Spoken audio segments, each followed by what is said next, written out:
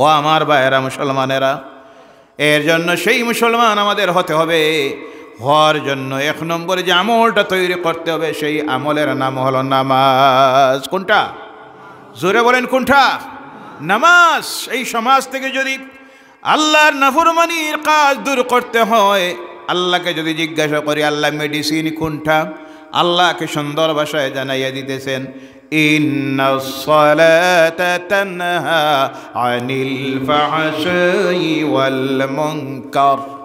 নামাজ হলো সেই ইবাদত, নামাজ হলো সেই মেডিসিন, যে নামাজই পারে মানুষের মধ্য থেকে, তার চরিত্র থেকে, সমাজ থেকে সকল প্রকারের পাপাচার, আল্লাহর নাফরমানি দূরীভূত করে দিতে।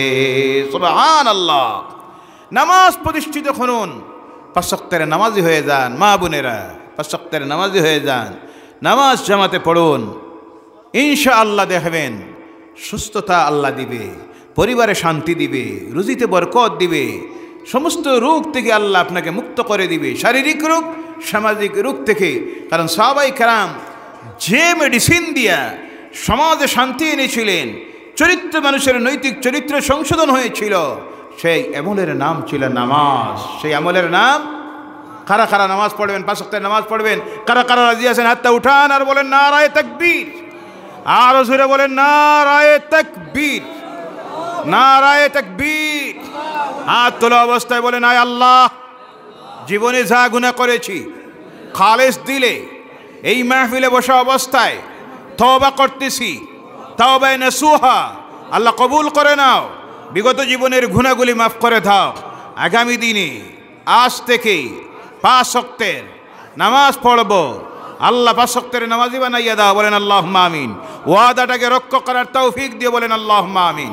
ও আমার ভাইয়েরা, ও মুসলমানেরা, প্রায় 2 ঘন্টার মতো আলোচনা রাখলাম। কয় ঘন্টা? এখন বেশি আমি 1.5 ঘন্টার উপরে আলোচনা রাখি না, কিন্তু আপনারা যেভাবে ধৈর্য ধরে বসেছেন, নড়াচড়া করতেছেন না, আমি দেখতেছি আরও 2 ঘন্টা করলেও থাকবা। জি জি, তবে কিন্তু ইনশাআল্লাহ, বলেন ইনশাআল্লাহ। কিন্তু আমার অসুবিধা আছে, 2 ঘন্টার উপরে আমি আলোচনা রাখি না, এবং মাহফিল শেষ হলে আপনারা গড়ে যাইতে লাগবো 10 থেকে 15, 20 মিনিট, 25 মিনিট। আমার তো কমপক্ষে 2 ঘন্টার দরকার আছে। সুবহানাল্লাহ ওয়ালহামদুলিল্লাহ